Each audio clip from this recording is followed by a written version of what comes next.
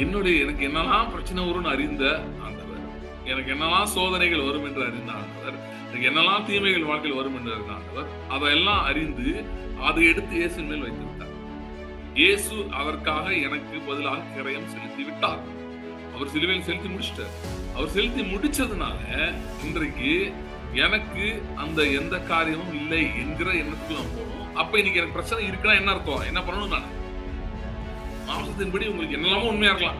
அவ்வளவு கடன் இருக்குங்க, அவ்வளவு பிரச்சனை இருக்குங்க, எனக்கு ஒண்ணுமே உருப்படலைங்க, எனக்கு முன்னேறலாம், ஒண்ணுமே இல்லைங்கன்னு நீங்க சொல்லலாம். நிறைய பிரச்சனை இருக்குன்னு சொல்லலாம். இதெல்லாம் மாம்சத்தின்படி உண்மைதான், இல்லைன்னு சொல்லல. ஆனா ஆவியின்படி இவ்வளவு உண்மைகள் இருக்கிறது. இங்கெல்லாம் நீங்க வந்துட்டீங்க அப்படின்னு ஏதோ ஒருத்தன் அதெல்லாம் பாவியா இருக்கான், நரகத்துல கிடக்கான். நரகம் மாதிரி இல்ல, ஐயோ எகிப்தின் பாவ வாழ்க்கை மாதிரி ஒரு பரிதான பாவ வாழ்க்கையில இருக்கான். அவனுக்கு இயேசுன்றத போதுன்னா ஒரு லாஜிக் இருக்கு. ஆமாங்க, பாவம் கழுவப்படணும், பாவத்துல இருக்காங்க. ஆனா பரிசுத்தமாக்கப்பட்ட நீதிமான்கள் இவர்கள் இங்க வந்து உட்காந்துருக்காங்க. இவங்களுக்கு இங்க இயேசுன்றத என்ன பண்ணிட்டு இருக்கு? என்ன பண்ணிட்டு இருக்குன்னா, ஏன் இயேசுன்றத இருக்குன்னா, இப்படி வந்திருக்கிற ஆட்களை தான் பிசாசு வஞ்சிக்கிறான். எனக்கு இருக்கிற எல்லா பிரச்சனையும் ரூட் ஒரு இடத்துல இருக்கு. ஏதுன்னு ஆதாம் அந்த நன்மை தீமை விருட்சத்தை புசித்ததுலாம் இருக்கு. யாருமே சொல்ல முடியாது ஆதாம் நன்மை தீமை விருட்சத்தை புசிக்கிறதுக்கு முன்னாடியே ப்ராப்ளம் இருந்துச்சுன்னு யாரும் சொல்ல முடியுமா? சோ இந்த கிருபையின் செய்தி, தேவன் நம்ம எவ்வளவு அன்பா இருக்கிறார், நம்ம எவ்வளவு நேசிக்கிறார், நம்ம எவ்வளவு பிரியமா இருக்கிறார் என்கிற செய்திகளை எல்லாம் நமக்கு ஆவிக்குரிய மண்டலத்திலிருந்து கொண்டு வருகிறது. கேப்ரியலுக்கு ஏதோ தொடர்பு இருக்கு இந்த வசனங்கள் எல்லாம் பார்க்கும்போது. இப்ப என்ன நடக்குதுன்னா, தானியேல் செபிக்க ஆரம்பிக்கிறான். 21 நாள் வந்து இவன் வந்திருக்கான், இவனால வர முடியல. யாரால வர முடியல? கேப்ரியலால வர முடியல. ஏன்? பெர்சியா தேசாதிபதி 21 நாள் மட்டும் ஏத்து நின்னான். அவன் சொல்றான், நீ வேண்டிக்குள்ள தொடங்கின போதே உத்தரவு வந்துருச்சுப்பா. ஏன் பெர்சியா ராஜாக்கள் தரிக்குதுன்னு சொல்றான்னா, பெர்சியா ராஜாட்ட போய் இவன் வேலை என்னன்னா, காட் சேவர், தேவ தயவுன்றது ஏதோ நம்மகிட்ட மட்டும் ஆண்டவர் வந்து ஏதோ கிருபையின் மெசேஜ் நம்மகிட்ட பேசுறது இல்ல, நம்மகிட்ட மெசேஜ பேசுறாரு, நீ பிரியமானவன்றாரு. அதற்கு ஏத்த கிரியைகளை ராஜாக்களிடம் போய் பேசுகிறார். புரியுதா? Favor is not some normal thing, it's a very powerful thing. He speaks to you about favor, and யார் உங்களுக்கு தயவு பண்ணணுமோ, எங்கே உங்களுக்கு தயவு வேண்டுமோ அங்கேயும் பேசுகிறார். கேப்ரியல் தானியேல் இந்த செய்தியை கொடுத்துட்டு அப்படியே போய் கோரேஸ் மண்டையில் அடியை போட்டு, கோரேஸ் இதான் நான் சொல்றது அப்படியே செய்யின்னு சொல்லணும், இதுதான் வேலை. இதுக்கு வந்திருக்கா. வரும்போது என்ன ஆயிடுச்சுன்னா, உடனே ஆண்டவர் கொடுத்தார் ரிப்ளை. ஏன்னா 70 வருஷம் அவர் வாக்கு பண்ணியிருந்தார். தானியேல் ஜெயிச்சுட்டு, தானியேல் பிரியமானவன் அப்படின்னு சொல்லிட்டு உடனே தானியேல் என்ன பண்ணிட்டாரு? வேதம் சொல்றது, வானங்களிலே யுத்தம் உண்டாயிற்று, நட்சத்திரங்கள் அயனங்களில் இருந்து புறப்பட்டு சிசராவோட யுத்தம் பண்ணிட்டு. சோ இங்க ஒரு சிசரா இருக்கிறான் நேச்சுரல் ரெல்ம்ல, ஆவிக்குரிய மண்டலத்தை இன்னொரு சிசரா, அதனுடைய ஆவி, அதுக்கு பின்னாடி இருக்கிற அசுத்தாவிகள் கிரியை செய்வது. இங்கே இவர்கள் மாம்சத்துல இவங்க இங்க யுத்தம் செஞ்சுட்டு இருக்காங்க. மேல தூதர்கள் யுத்தம் செய்ய ஆரம்பிக்கிறாங்க. There is a battle in the heavens. வானங்களிலே யுத்தம் உண்டாகிறது.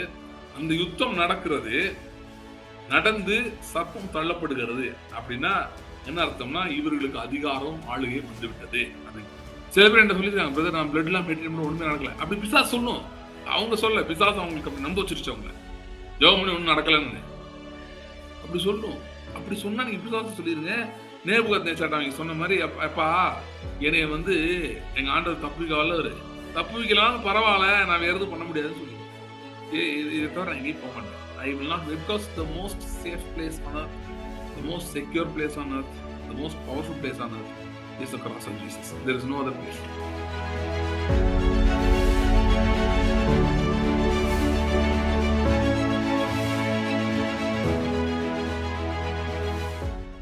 தொடர்ந்து இயேசு கிறிஸ்துவின் மேல் நம்பிக்கை, இயேசு கிறிஸ்துவின் மேலாம், இயேசு கிறிஸ்துவின் சிலுவையின் மேலும், அவருடைய ரத்தத்தின் மேலும், அவருடைய மாம்சத்தின் மேலும் தொடர்ந்து நம்பிக்கை இருந்து கொண்டே இருக்க வேண்டும். பிரசன்ட் கண்டினியூஸ் இருந்தே இருக்கணும், இல்லைன்னா போயிடலாம். ஓகே, சி என்னன்னா, இது நிறைய விஷயங்கள் இருக்கு. நம்ம வந்து இப்போ சில பேர் நினைச்சிட்டு இருக்காங்க, இது வந்து நம்ம ஏற்கனவே டாபிக்ஸ் எல்லாம் பேசியிருக்கோம், அதனால நான் சொல்றேன். சில பேர் என்ன நினைச்சிட்டு இருக்காங்கன்னா, கம்யூனியன் வந்து எடுத்துட்டே இருந்தாலே போதும், நம்ம இயேசுவின் மேலாம் நம்பிக்கை வச்சுட்டு இருக்கோம், இயேசுவின் சரீரத்தின் மேல நம்பிக்கை வச்சுட்டே இருக்கோம் அப்படின்னு நினைக்கிறாங்க. சி, நம்முடைய கம்யூனியன் வந்து நான் அன்னைக்கு திருச்சி மீட்டிங்ல சொன்ன மாதிரி, கம்யூனியன் வந்து நம்ம எடுக்கிறது வந்து அது ஒரு நிறைவுக்குள் வருகிறது, இந்த ஹோல் ப்ராசஸ். அதாவது இயேசுவின் அந்த அவருடைய பாடுகள், அவருடைய மரணம், அவருடைய சிலுவை, அவருடைய ரத்தம், அவருடைய சரீரம், இதன் மேல் நாம் வைக்கிற நம்பிக்கையை, இப்ப ஞானஸ்தானம் எடுக்கிற மாதிரி, இப்ப ரட்சிக்கப்படுறோம், அது இருதயத்துல மாற்றம் வருது. கரெக்டா? நீதி உண்டாக இருதயத்தில் விசுவாசிகளும் ரட்சிப்புண்டாக நாவினால் அறிக்கை செய்யப்படும். இருதயத்திலே விசுவாசம், நாவினால் அறிக்கை என்பது வருகிறது. அதை நம்ம உறுதிப்படுத்துறதுக்காக ஞானஸ்தானம் எடுக்கிறோம். இப்போ இப்ப சில பேர் பண்ணுவாங்க. இந்த ரட்சிப்பே சரியா அந்த ப்ராசஸே போகாம, ஏதோ ஒரு காரணத்துக்காக ஞானஸ்தானம் எடுக்கிறவங்கலாம் இருக்காங்க. யாரையோ கல்யாணம் பண்ணணும்னு ஞானஸ்தானம் எடுக்கிறவங்க இருக்காங்க. இல்ல அந்த காலத்துல சில பேர் என்ன பண்ணாங்க, கிறிஸ்தவன் ஆயிட்டா வேலை கிடைக்கும்னு சில பேர் ஞானஸ்தானம் எடுத்தாங்க. இப்படிலாம் எடுத்தவங்கலாம் இருக்காங்க. சோ இந்த மாதிரிலாம் இருக்காங்க. அது உண்மையான ரட்சிப்பா? இல்ல. அதே மாரி இயேசு கிறிஸ்துவின் சரீரத்தையும், இரத்தத்தையும் நாம் தியானிக்காமல், அதிலே நம்முடைய முழு நம்பிக்கையும் வைக்காமல், ஓகே, முழு நம்பிக்கை அதுல வைக்காமல், எல்லாம் தொடர்ந்து வைத்துக் கொண்டே இருக்காமல், அந்த ப்ராசஸ் நம்ம செய்யாம, நம்ம வெறும் கம்யூனியன் மட்டும் எடுத்தோம்னா, அந்த மாரி ஞானஸ்நானம் எடுக்கிறதுக்கு ஈக்குவலன்ட் ஆயிரும். 1, 2 நாள் அப்படி பரவால்ல. பட் இதே வெறும் இது மட்டும் போதும். அப்படின்னா என்ன பண்றோம்னே தெரியாம பண்ற மாரி ஆயிரும் ஒரு பாயிண்ட்ல. அண்ட் உங்கள் வாய் மட்டும் அதுல பங்கு பெறும்போது, உங்க மனதும், அதாவது உங்க மனது, உங்களுடைய சரீரமும் ஒரே லைன்ல வரணும். ஆவியின் லைன்ல வரணும். வர்றதுதான் நமக்கு ஜெயத்தை கொடுக்கும். நமக்கு மாற்றத்தை கொடுக்கும். அப்ப மாற்றங்கள் வரவில்லை என்றால், இவைகள் 2 ஒரு லைன்ல இன்னும் வரலன்னு அர்த்தம். அதை நம்ம வர வைக்க வேண்டும் என்று அர்த்தம். சரீரமும் உங்களுடைய மனதும் ஆவி கீழ வந்து சேரணும். அதுல வந்துட்டே இருந்தா தான் தொடர்ந்து நமக்கு ஜெயம் உண்டாகிக் கொண்டே இருக்கும். தொடர்ந்து ஜெயம் பெற்றுக் கொண்டே இருப்போம். ஓகே. சோ அதனால இது ரொம்ப முக்கியமானது. எது? தொடர்ந்து இயேசுவின் சரீரத்தின் மேல், இரத்தத்தின் மேல் நம்பிக்கை வைப்பது. இதை தியானிப்பது என்பது மிக மிக முக்கியமா இருக்கிறது. போன இதுல மோஸ்ட்லி இதுதான் பேசினேன். போன மீடியால ரொம்ப தியானத்தை பற்றி ரொம்ப பேசினேன். திரும்ப திரும்ப தியானிக்கிறது, repetitive meditation, repetitive reading, repetitive listening of songs, இந்த மாதிரி காரியங்கள்லாம் என்ன பண்ணுதுன்னா, நம்முடைய இருதயத்துக்குள்ள ஒரு வாஞ்சையை உருவாக்குறது. இது எல்லாத்துக்கும் மேல நமக்கு ஒண்ணு நல்லா தெரியணும் பாருங்க. ஒண்ணு பேசிக் விஷயம் அண்டர்ஸ்டாண்ட் பண்றீங்க. ஆண்டவர் சிலுவையிலே செய்து முடித்தத முழு பலனை யாருமே நம்ம இன்னும் அனுபவிக்கல. நமக்கு ஒரு சில வெற்றிகள் இங்கங்க கிடைக்கலாம். உண்மைதான். ஆனா முழு பலனை நாம் யாரும் அனுபவிக்கல என்பதை ஒத்துக்கொள்ள வேண்டும். யோவான் சொல்றான், நம்மிடத்தில் பாவம் இல்லை என்று சொல்லுவோமானால் நம்மை நாமே வஞ்சிக்கிறவர்களா இருப்போம். சத்தியம் நமக்குள் இராது. அப்படின்னா, அதாவது பாவம் என்கிற, அப்படின்னா பாவம் ஒருத்தன் பாவியா இருக்கிறான் அப்படின்னு சொல்ல வரல. பாவம் என்கிற ஸ்டேட், அதனுடைய தாக்கங்கள் நமக்குள்ள இல்லவே இல்லைன்னு சொல்ல முடியாது. நம்ம ரட்சிக்கப்பட்டிருக்கிறோம். சில காரியங்களில் ஜெயங்கள் எடுத்திருக்கிறோம். கடந்த காலங்களில் கர்த்தர் நம்ம சில ஜெயங்களை கொடுத்திருக்கிறார். சில உதவிகள் நாம் ஆண்டவர் பெற்றிருக்கிறோம். அவருடைய தயவுகளை அனுபவித்திருக்கிறோம். இதெல்லாம் உண்மையா இருந்தாலும் பூரண ஜெயத்தை நம்ம இன்னும் எடுக்கவில்லை என்பது உண்மை.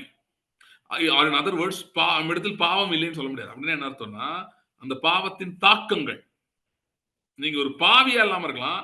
ஆனா பாவமா இருக்கலாம். நீங்க உங்களை பார்த்தா அப்படி உங்க லைஃப் இருக்கலாம். கரெக்டா? பாவம் செய்யாமல் இருக்காம, அதாவது பாவங்கள் செய்யல, நீங்க புதுசா ஒண்ணும் செய்யல.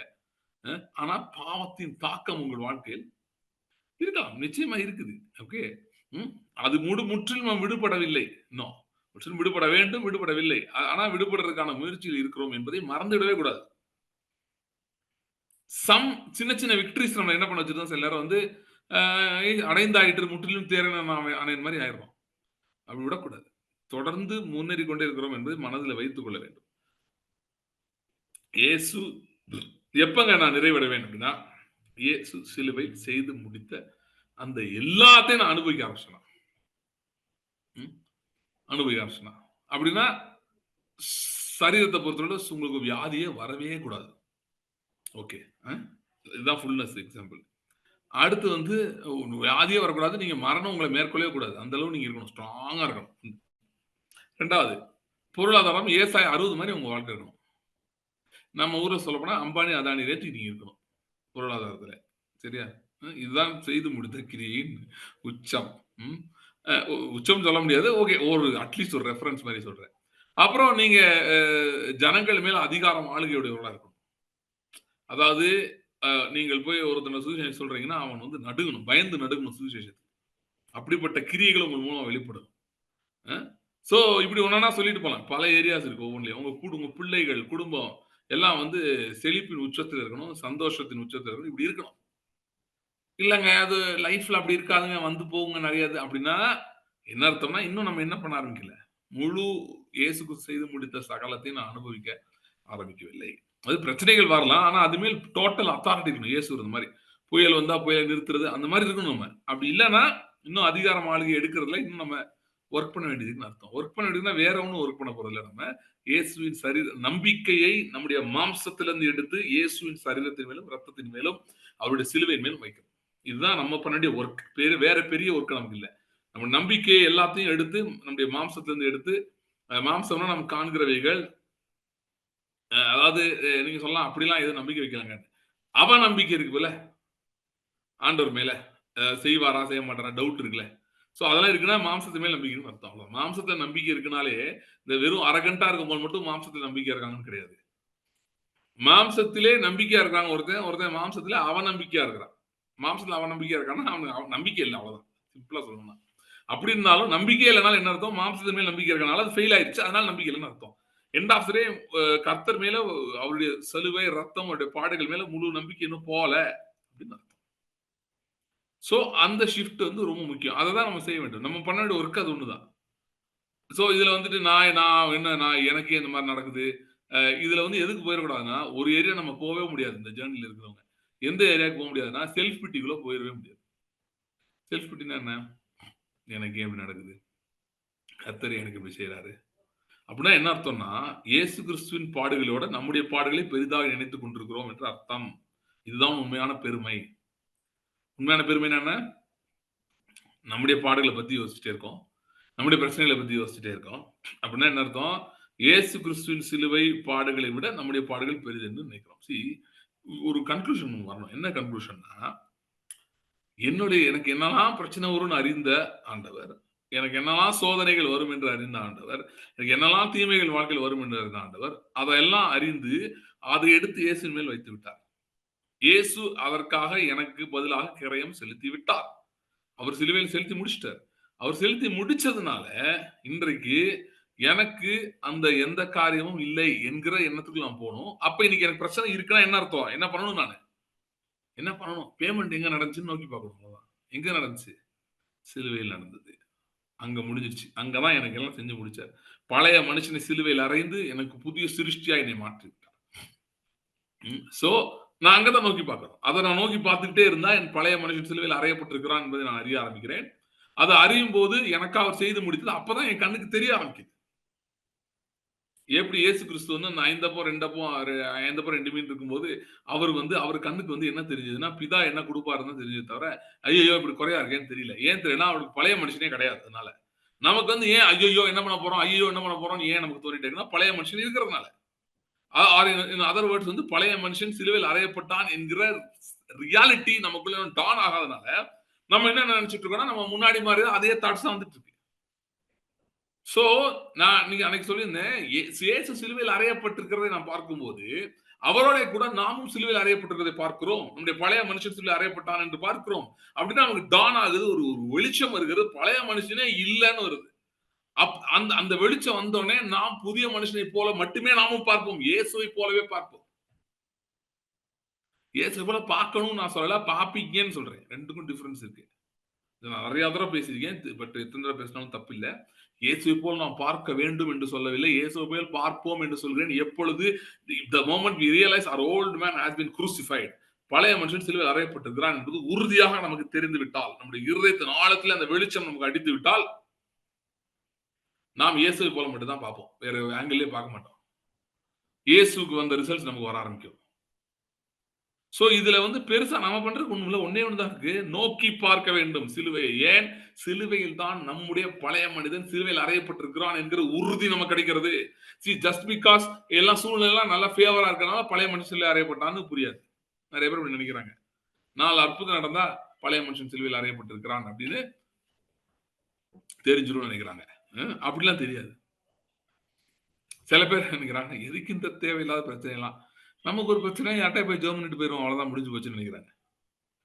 பழைய மனுஷன் தான் அப்படி ஐடியாவே கொடுக்குறது எனக்கு தெரிஞ்சு. ஏன்னா பழைய மனுஷன் என்ன சொல்றான் நீ ஜெர்மனா கேட்காதுன்னுவான் உனக்கு ஒன்றும் கிடைக்காதுன்னுவான். அந்த சத்தம் தான் வந்துட்டு உங்களுக்குள்ள. நம்மலாம் ஜெர்மனி எங்க நடக்க போகுது நிச்சயம் நடக்காது. சரி நல்லா கவனிங்க. இந்த பழைய மனுஷனுடைய சத்தம் வந்து நிறைய விசுவாசிகளுக்குள்ள அது வந்து ஒரு வஞ்சனையின் சத்தம். ஆனா அது ரொம்ப ஸ்ட்ராங்கா துணிக்கும். அதனாலதான் சிலுவைக்கு போகணுன்றது. அதனாலதான் ரத்தத்தை விட்டு போவே முடியாது. ரத்தத்தை விட்டு வெளியே ஓடிடக்கூடாது எங்கேயுமே. ஏன்னா தொடர்ந்து நன்மையானவர்களை பேசிக் கொண்டிருக்கிற ரத்தம் நமக்கு தேவை. புதிய உடன்படிக்கையிலே புதிய எருசலேம்லே எபிரேயர் 12 அதிகாரத்துல பாத்தீங்கன்னா அங்க அநேக காரியங்கள் சொல்லப்பட்டிருக்கிறது. அதுக்கு வேகமா போலாமா? எபிரேயர் 12 22ல இருந்து நீங்களோ சீயோன் மலையனிடத்திற்கும் ஜீவனுள்ள தேவனுடைய நகரமாகிய பரம எருசலேமிடத்திற்கும் ம். 1000 10,000மான தேவ தூதர்களிடத்திற்கும் ம். பரலோகத்தில் பேர் எழுதியிருக்கிற முதற் பேரானவர்களின் சர்வ சங்கமாகிய சபையினிடத்திற்கும் ஆ. யாவருக்கும் நியாயாதிபதியாகிய தேவனிடத்திற்கும் ம். பூரணராக்கப்பட்ட நீதிமான்களுடைய ஆவிகளினிடத்திற்கும் ம். புது உடன்படிக்கையின் மத்தியஸ்தராகிய இயேசுவினிடத்திற்கும் ம். ஆபேலுடைய ரத்தம் பேசினதை பார்க்கிலும் ம். நன்மையானவைகளை பேசுகிற ரத்தமாகிய தெளிக்கப்படும் ரத்தத்தினிடத்திற்கும் வந்து சேர்ந்தீர்கள். ஓகே. இங்க எத்தனையோ நம்ம இப்ப பார்த்த காரியங்கள் பார்த்தீங்கன்னா, ரொம்ப பவர்ஃபுல் திங்ஸ் அங்க சொல்லப்பட்டிருக்குது. ஒரு மனுஷனுக்கு இந்த வசனம் சொல்லியிருக்கிற மாரி, இதெல்லாம் இருந்தா, அவன் என்னலாம் செய்ய முடியும்னு யோசிச்சு பாருங்க. அங்க இருக்க ஒண்ணொண்ணா பாருங்க. சீயோன் மலையினிடத்திற்கும். ஓகே. சீயோன் மலைனாலே சாதாரண விஷயம் இல்ல. அது வந்து தாவீது காலத்துல மிக வல்லமையுள்ள ஒரு இடமா கருதப்பட்டது. இன்னைக்கு வாஷிங்டன் டிசி. வாஷிங்டன் டிசின்னா எல்லாருக்கும் எவ்வளோ பெரிய இடம் அப்படின்னு. ஓ இன்னைக்கு இன்னைக்கு இன்னைக்கு ட்ரம்ப் எல்லாத்தையும் மிரட்டிட்டு இருக்காரு. உனக்கு 50% டாரிஃப், உனக்கு 30% டாரிஃப் எல்லாம் வாஷிங்டன் டிசில இருந்து வருது. ஏன்னா it's a very powerful place சரியா? அது மாதிரி அந்த நாட்களிலே தாவீதின் நாட்களிலே மிகவும் வல்லமையாய் அறியப்பட்டது சீயோன். இது வந்து ஒப்பனையாக சொல்லப்பட்டிருக்கிறது. அந்த சீயோன சொல்லல. ஆனா இது வந்து தேவனுடைய சீயோன். உன்னதமான சீயோன். அந்த சீயோனே பவர்னா இது எவ்வளவு பவர்ஃபுல் பிளேஸ். நீங்க அங்க வந்துட்டீங்களா? எங்க சீயோனுக்கு வந்துட்டீங்க. அடுத்து ஜீவனுள்ள தேவனுடைய நகரமாகிய பரம எருசலேம். ஓகே. அதான் சீயோன்னு அது இருந்த இடம் வந்து எருசலேம். பரம எருசலேம். அது இது வந்து தாவீதின் நகரம் இல்ல. ஜீவனுள்ள தேவனுடைய நகரம். பரம எருசலேம் இடத்திற்கும் 1000 10,000மான தேவதூதர்கள். ஒரு தூதன் வந்து 1,85,500 பேரை சங்காரம் பண்ணான். அப்ப 1000 10,000மான தேவதூதர்கள் என்ன செய்ய முடியும்னு யோசிச்சு பார்த்துக்கோங்க. ஒரு எக்ஸாம்பிள் சொல்றேன். தேவதூதர்கள் நிறைய செஞ்சிருக்காங்க. பரலோகத்தில் பேர் எழுதியிருக்கிற முதற் பேரானவர்களின் சர்வ சங்கமாகிய சபையின் இடத்திற்கும். சோ நீங்க நம்ம வந்து எங்க வந்திருக்கோம் அப்படின்னா, பரலோகமே பெரிய இடம். அதுல ஒரு ஃபர்ஸ்ட் கிளாஸ் இருப்பாங்கல்ல. அந்த மாதிரி குரூப் அங்க வந்திருக்கோம். சரியா? யாவருக்கும் நியாயாதிபதியாகிய தேவனிடத்திற்கும். சரியா? யாவருக்கும் நியாயாதிபதியாகிய தேவன். அதாவது பூமியில இருக்க எல்லாரையும் நியாயம் தீர்க்கக்கூடியவர். அப்படின்னா உங்க பிரச்சனை அவருக்கு ஒரு பெரிய காரியமா? உங்களுடைய காரியம் ஏதாவது செய்ய முடியாத அவருக்கு இருக்குமா? நம்ம ஊரு சுப்ரீம் கோர்ட் ஜட்ஜினாலே பெரிய விஷயம், பெரிய ஆளு. இவர் வந்து சர்வ பூமிக்கும் நியாயாதிபதி தேவனிடத்திற்கும், பூர்வராக்கப்பட்ட நீதிமான்களுடைய ஆவி இடத்திற்கும். பூரணராக்கப்பட்ட நீதிமான்களுடைய ஆவிகள்னா எபிரேயர் 11ல வர லிஸ்ட் நீங்க இந்த முந்தின அதிகாரத்துல வர லிஸ்ட பாத்துக்கலாம். பெரிய பெரிய ஆட்கள். அங்க யோசுவா இருக்கிறார், மோசே இருக்கிறார், தாவீது இருக்கிறார், அப்புறம் வந்து ஆபிரகாம் இருக்கிறார், ஈசாக் இருக்கிறார். பெரிய கிரேட் கம்பெனி. சரியா? இவங்கெல்லாம் சாதாரண ஆட்கள் எல்லாம் பெரிய ஆட்கள். சோ இப்படிப்பட்டவர்கள் இடத்திற்கும் இவங்க எல்லாருமே ஒவ்வொருத்தருக்கும் தனித்தனி ஸ்டோரி இருக்கு. யார் யார் என்ன பண்ணாங்கன்னு. எத்தனை பேரை கொன்றார்கள், எத்தனை ராஜ்யங்களை அவர்கள் மாற்றினார்கள், என்னெல்லாம் செய்தாங்க. அடுத்து யா புது உடன்படிக்கையின் மத்தியஸ்தராகிய இயேசுவின் இடத்திற்கும். இயேசு கிறிஸ்துவே இருக்கிறார். வேற என்ன வேணும்? இவ்வளவு இதெல்லாம் வெரி பவர்ஃபுல் திங்ஸ். இதெல்லாம் எதுவுமே சளைச்சது இல்லை. எல்லாமே powerful factors. Basically this verse is trying to tell you you are not alone. நீங்க என்ன தனியா இருக்கீங்க, உங்களுக்கு யாரும் அது மாம்சத்தின்படி உண்மையா இருக்கலாம். ஆவியின்படி இவ்வளவு உண்மைகள் இருக்கு. மாம்சத்தின்படி உங்களுக்கு என்னெல்லாமோ உண்மையா இருக்கலாம். எனக்கு அவ்வளவு கடன் இருக்குங்க, நான் அவ்வளவு பிரச்சனை இருக்கேங்க, எனக்கு ஒண்ணுமே உருப்படலைங்க, எனக்கு ஒண்ணுமே இல்லைங்கன்னு நீங்க சொல்லலாம். நிறைய பிரச்சனை இருக்குன்னு சொல்லலாம். எல்லாம் மாம்சத்தின்படி உண்மைதான், இல்லைன்னு சொல்லல. ஆனா ஆவியின்படி இவ்வளவு உண்மைகள் இருக்கிறது. இங்கெல்லாம் நீங்க வந்துட்டீங்க அப்படின்னு இந்த பகுதி சொல்லுது. ஆனா இதோட சொல்லிட்டு கடைசியில் என்ன சொல்லியிருப்பாங்க? ஆபேலுடைய ரத்தம் பேசுறது பார்க்கலும் நன்மையானவைகளை பேசுகிற ரத்தமாகிய தெளிக்கப்படும் ரத்தத்தின் இடத்துக்கு வந்து சேர்ந்து கடைசியில் என்ன வருது? ரத்தம் வருது. அப்படின்னா என்ன அர்த்தம்னா, இந்த இடத்துக்கு நம்ம எல்லாருமே வந்துட்டோம். ரட்சிக்கப்பட்ட எல்லாருமே வந்துட்டோம். ஆவியில வந்தாச்சு. ஆவியில வந்தாச்சுன்னா நம்முடைய மாம்சத்துக்கும் நம்ம சரீரம், நம்முடைய மனதிலும் அந்த நிஜங்களை கொண்டு வர்றதுதான் பெண்டிங். அது ஒண்ணுதான் பெண்டிங். நம்ம எல்லாம் ஸ்பிரிட்ல இங்க வந்து உட்கார்ந்தாச்சு. உன்னதங்களை அவரோட உட்கார செய்தார் மாதிரி இந்த இடத்துக்கு வந்தாச்சு நம்ம எல்லாரும். இவ்வளவு சொல்லிட்டு ஏன் ரத்தத்தை அங்க சொல்லியிருக்கு அப்படின்னா, அங்க ரத்தம் என்பது அடையாளமா இருக்கிறது. எதுக்கு அடையாளம்னா பினிஷ்ட் ஒர்க், சிலுவைக்கு அடையாளமா இருக்கிறது. இயேசுவின் மாம்சத்துக்கும் அடையாளமா இருக்கு. ரத்தம் வந்ததுனால யூ கேன் இன்க்ளூட் எவ்ரிதிங் தேர். ஏன்னா அது வந்து இயேசுவின் சிலுவை சரீரம் அடிக்கப்பட்டு ரத்தம் சிந்தப்பட்டது, அவர் மரித்த போது ரத்தம் சிந்தப்பட்டது, சிலுவையிலே எல்லாம் நடந்தது. ஆகவே you can include all in this passage according to this passage. இப்போ என்னன்னா இந்த வசனம் என்ன சொல்லுகிறதுனா, இந்த எல்லாமே நிஜமா இருந்தாலும் இயேசுவின் ரத்தம் ஏன் அங்க தேவைப்படுது? That's the question. ஏதோ ஒருத்தன் அதெல்லாம் பாவியா இருக்கான், நரகத்துல கிடக்கான், நரகம் மாதிரி இல்ல, ஐயோ எகிப்தின் பாவ வாழ்க்கை மாதிரி ஒரு பரிதான பாவ வாழ்க்கையில இருக்கான், அவனுக்கு இயேசுவின் ரத்தம் போகுதுன்னா ஒரு லாஜிக் இருக்கு. ஆமாங்க, அவன் பாவம் கழுவப்படணும், பாவத்துல இருக்காங்க. ஆனா பரிசுத்தமாக்கப்பட்ட நீதிமான்கள் இவர்கள் இங்க வந்து உட்கார்ந்திருக்காங்க. இவங்களுக்கு இங்க இயேசுவின் ரத்தம் என்ன பண்ணிட்டு இருக்கு? என்ன பண்ணிட்டு இருக்குன்னா, ஏன் அங்க இயேசுவின் ரத்தம் இருக்குன்னா, இப்படி வந்திருக்கிற ஆட்களை தான் பிசாசு வஞ்சிக்கிறான். எப்படி வஞ்சிக்கிறான்? பழைய காரியங்கள் இன்னும் தூண்டி விட்டுக்கிட்டே இருக்கான்.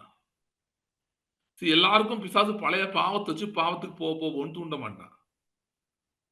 நிறைய பேருக்கு என்ன பண்ணுவான்னா, பழைய தோல்விகளை ஞாபகப்படுத்துற மாதிரி சிச்சுவேஷன் இன்னைக்கு செய்வாரோ வைப்பான். உடனே பழைய தோல்விகள் உங்களுக்கு ஞாபகம் வந்து, நீ இன்னும் பழைய மாதிரி தான் இருக்கிறீங்க, நீங்க இன்னும் முன்னேறல, நீங்க இன்னும் அப்படிதான் இருக்கீங்கன்னு உங்களை நம்ப வைப்பான். நம்ப வைக்கிறதுனால என்ன விளைவு அப்படின்னா, இந்த எந்த ஃபேக்டருமே உங்க கண்ணுக்கு தெரியாது. உங்க கண்ணுக்கு கேஆசி கண்ணுக்கு தெரிஞ்ச மாதிரி சீரிய ராணுவம் மட்டும் தெரிஞ்சுக்கிட்டே இருக்கும். அப்பொழுது நீங்கள் விசுவாசத்தை பேசாமல் அவிசுவாசத்தை தான் பேசிக்கொண்டே இருப்பீர்கள், நொறுங்கி போய் விடுவீர்கள், பயந்து விடுவீர்கள், சோர்ந்து போய் விடுவீர்கள், நொறுங்கின ஆவி அப்படின்னு போட்டுருக்கலாம், அந்த மாதிரி ஆயிரும். ஓகே, முறிந்த ஆவியை யாரால் தாங்க முடியும்னு ரசம் இருக்கு, அந்த மாதிரி ஆயிரும், முறிந்த ஆவி மாதிரி ஆயிரும். என்னங்க ரட்சிக்கப்பட்டு என்னங்க பிரயோஜனம்? அப்படி எண்ணங்கள் உங்களுக்கு வந்துட்டே இருக்கும். என்ன எல்லாம் ஜெபம் பண்றோம், ஆனா ஒண்ணும் நடக்க மாட்டேங்குது, அப்படியே தானே இருக்கு, ஒன்னும் மாறல. இப்படிப்பட்ட எண்ணங்கள் வந்து கொண்டே இருக்கும். பயம் இருக்கும்.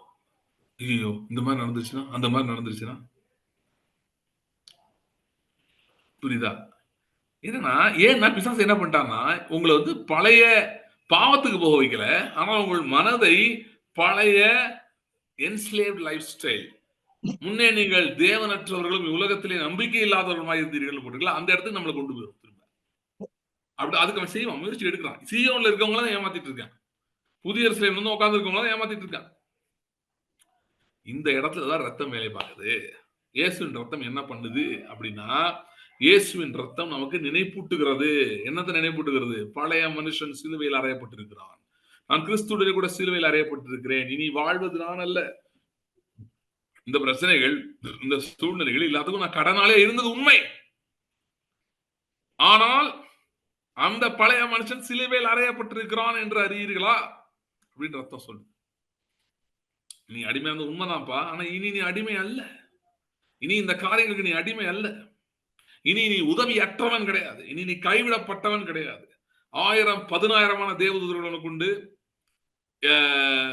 எல்லாருக்கும் நியாயாதிபதியாக தேவன் உனக்கு உண்டு. பூர்ணராக்கப்பட்ட நீதிமான்களுடைய ஆவிகள் உனக்கு உண்டு. இதெல்லாம் உண்டுன்னு இப்ப நான் உங்களுக்கு மெசேஜ்ல சொல்றேன்ல, இந்த மாதிரி இல்ல, இயேசுவின் ரத்தம் பேசிக்கொண்டே இருக்கிறது. இதெல்லாம் சொல்லிட்டே இருக்கு. அதுக்குதான் அங்க இயேசுவின் ரத்தம் இருக்குது.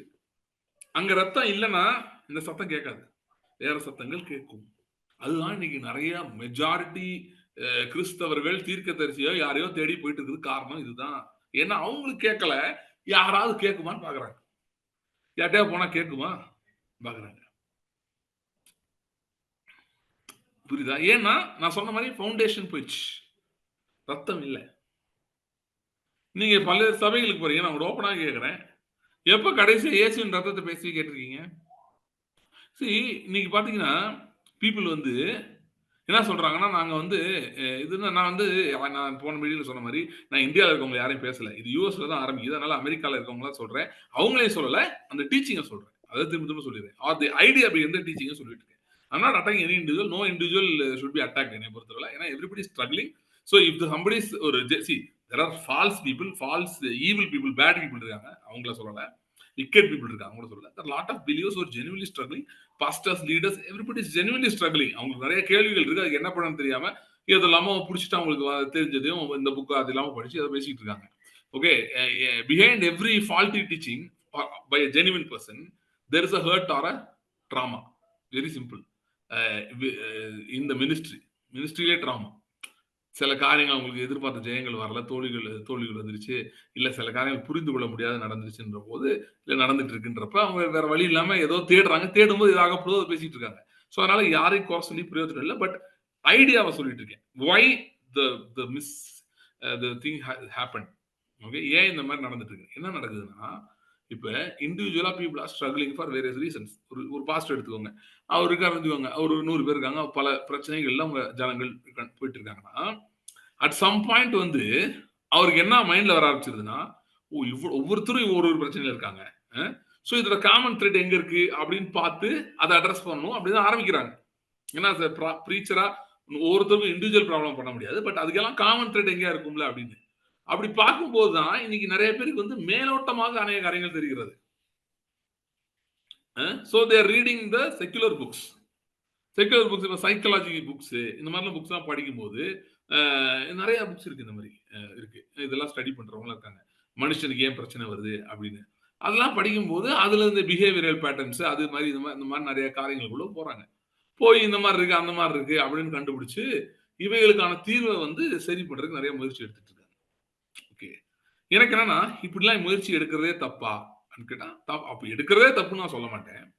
ஆனால் நான் ஒரு கிறிஸ்துவின் ஊழியக்காரனாய் இல்லைன்னா ஒரு விசுவாசியாய் சொல்யூஷன் தேடும்போது சிலுவை இல்லாத ஒரு சொல்யூஷன் நான் தேடுறேன்னு வைங்க. ஓகே, இயேசு சிலுவையிலே செய்து முடிச்சதுக்கு வெளியே போய் தேடிட்டு இருக்கேன்னா அவருடைய செயலை நான் அவமதிக்கிறேன் என்றுதான் அர்த்தம். ஆர் அது எனக்கு புரியல என்ற அர்த்தம். அதனால நான் அவமதிக்கிறேன். வேணே அவமதிக்கல, எனக்கு புரியல. என்ன செய்து முடித்தார் என்று புரியவில்லை. அவர் கொடுத்திருக்க சொல்யூஷன் எனக்கு இன்னும் புரியலன்னு அர்த்தம். அதனால என்ன பண்றேன், வெளியே போய் தேடிட்டு இருக்கேன். ஓகே, இங்கதான் நான் ஏற்கனவே சொன்ன ஒரு பாயிண்ட் முக்கியம் வருது. என்ன வருதுன்னா, எனக்கு இருக்கிற எந்த பிரச்சனையும் சிலுவையில் அதுக்கு தீர்வு இருக்குன்னு நான் முழுமையா நம்ப வேண்டும். ஓகே, எனக்கு இருக்கிற எந்த பிரச்சனைக்கும், ஏன்னா எனக்கு இருக்கிற எல்லா பிரச்சனைக்கும் ரூட் ஒரு இடத்துல இருக்கு. ஏதேன் தோட்டத்துல இருக்கு. ஆதாம் அந்த நன்மை தீமை விருட்சத்தை புசித்ததுதான் இருக்கு. யாருமே சொல்ல முடியாது ஆதாம் நன்மை தீமை விருட்சத்தை புசிக்கிறதுக்கு முன்னாடியே ப்ராப்ளம் இருந்துச்சுன்னு யாரா சொல்ல முடியுமா? யாரா சொல்ல முடியுமா? ஆதாம் நன்மை தீமை விருட்சத்தை புசிக்கிறதுக்கு முன்னாடியே இருந்துச்சுங்கன்னு சொல்ல முடியுமா? யாராவது சொல்ல முடியாது. ஏன்னா அங்கேதான் எல்லாமே ஆரம்பிச்சது. அதை நான் ஒத்துக்கொள்கிறேன்னா, அதனாலதான் இன்னைக்கு நிறைய பேர் எப்படின்னா அமெரிக்காவில் இருக்கிற பைபிள் ஸ்காலர்ஸ் சொல்லிக் கொள்கிறவங்க கூட ஜெனிசிஸ் 1-2 எல்லாம் கதைன்றாங்க. அது ரியல் இல்லைன்றாங்க. ஏன்னா அவங்க அந்த மாதிரி வஞ்சகத்துக்குள்ள போயிட்டாங்க. அதனால நான் அப்படி சொல்ல முடியாது. Every word is true. Every word is true இந்த பைபிள். கர்த்தருடைய வார்த்தையிலே சொல்லப்பட்டிருக்கிற ஒவ்வொன்றும் உண்மை. அது ஒரு நோக்கத்துக்காக எனக்கு சொல்லப்பட்டிருக்கு. அதை நான் புரிந்து கொள்ள வேண்டும். ஓகே, சோ இப்ப எல்லா பிரச்சனையும் அங்கதானே வந்துச்சு. அப்ப அந்த எல்லா பிரச்சனைக்கும் தீர்வை பிந்தின ஆதாமுக்குள் இயேசு வைத்து விட்டார் என்பதை உறுதியாய் நான் நம்ப வேண்டும். தினமும் எளிமை நான் சொல்லணும். ஏதாவது ஃபெய்த் கன்ஃபஸ் பண்றோம், நல்லது. இதை பண்ணணும். எதை சொல்லணும்? சிலுவையில் அறையப்பட்ட இயேசு கிறிஸ்துவை விசுவாசிக்கிறேன்.